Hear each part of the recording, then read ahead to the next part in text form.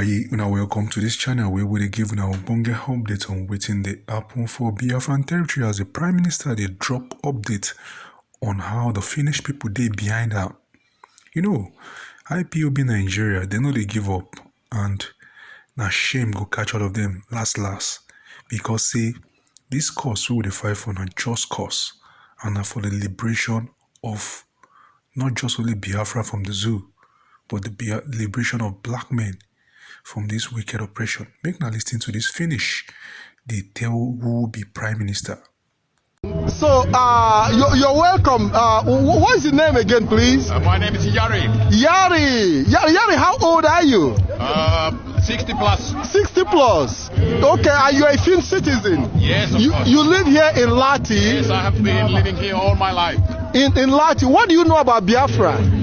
It's a part of Nigeria. Okay. I think you have oil.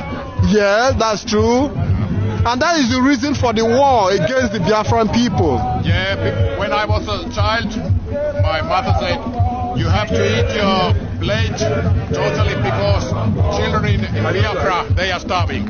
You see, so you have to eat because there are children who are starving. Yeah. And these children are Biafran children. Yes. So it gave you a sense of what it means, you know, having children in difficulty. And then I have read some books about the conflict in Biafra. Okay. I don't remember the name of, but I think it's quite famous. Okay. Yeah. So, do you know some Biafrans living here in Lati? Yes, I know Simon Epká. You know him? Yes. So, what do you know about him? He's a local politician, and I have read in newspapers that he thinks he's some kind of leader of Biafra people. Okay, that he's a leader of Biafra people. Yeah. But have you met him one-on-one? I have met because we are living in same house. You live in the same house with Simon Epká? The same building, yes. You live in the same building? Yeah. So what is his life like as a Biafran? What do you... I think his life outside his apartment is like other Finnish people. He has a child and he goes to work and he has always very nice clothes. Okay, he's always dressing up very well. Yes, and Western style. Always dressing in Western style. And that's all you know about him? Yes. I know his former wife. He's a Finnish. The former wife is a Finnish. And you know him as a Biafran leader or as a Biafran, just an ordinary Biafran? What I have read in newspapers, he says that he's a leader of something movement in Biafra. Okay.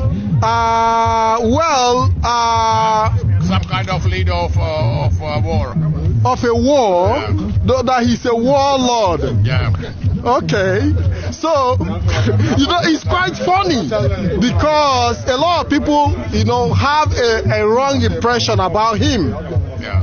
And there are a lot of people who have also gone through difficulties as a result of his actions back in Biafra land.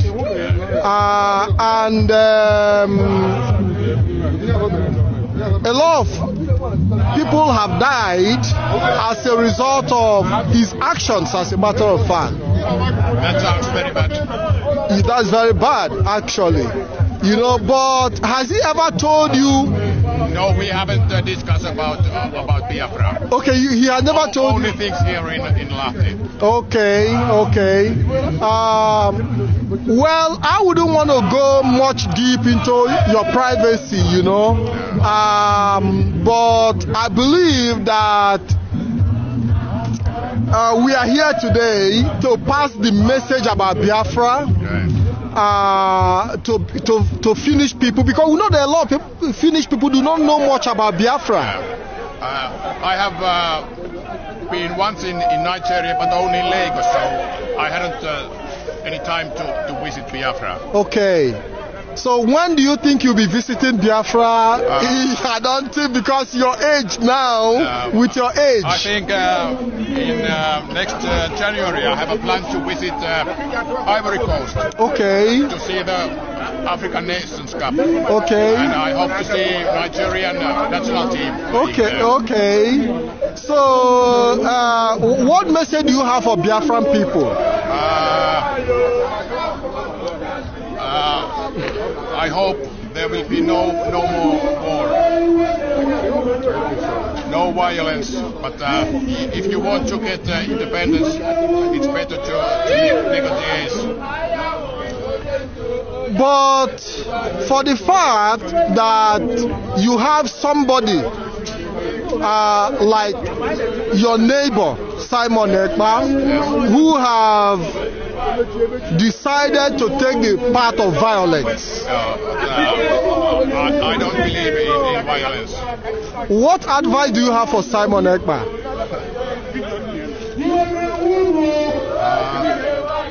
Maybe next time I will see him, I will discuss about this team. Okay. Violence is, I think it's the last option. Last option, yes.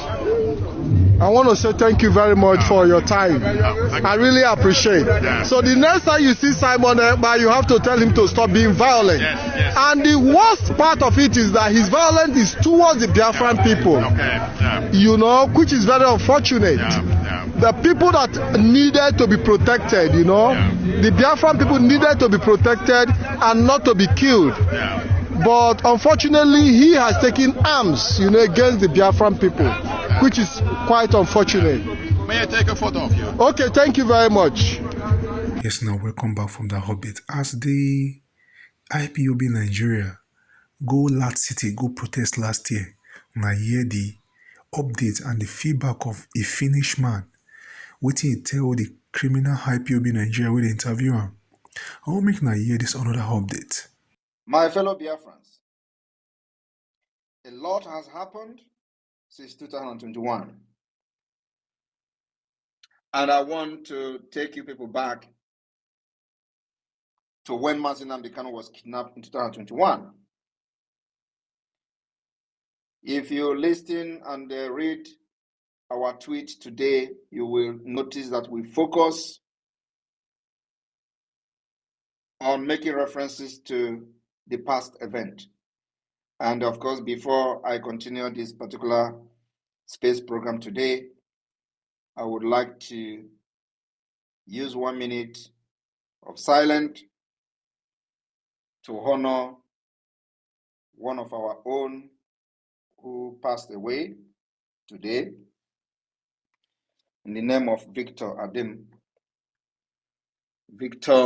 Mazi Victor really was one of the backbone of the government from the time while we were still in autopilot. He has been there in the government from advisory committee to New Dimension to the recruitment board. Many committee has participated in making sure that the Biafra Republic government in exile is what it is today. We are going to miss his experience. We're going to miss him. It's a big loss for the government. But the struggle and the fight goes on. He was very sick, battled the sickness, and of course received the best medical care that anybody can have. But God, in His infinite mercy, knows the best. Wherever he is today, I believe he will be very proud of his involvement in Biafra struggle, in the Biafra liberation.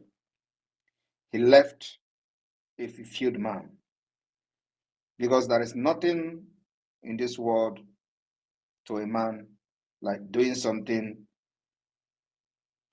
and he sees result of what he's doing. And then, of course, at the same time, seeing the green light at the end of the tunnel. Victor was in Finland last year during the Finland Convention. And like I said, his spirit will always be happy wherever he is today. So we're going to observe a minute of silence for Mazi Victor Adim.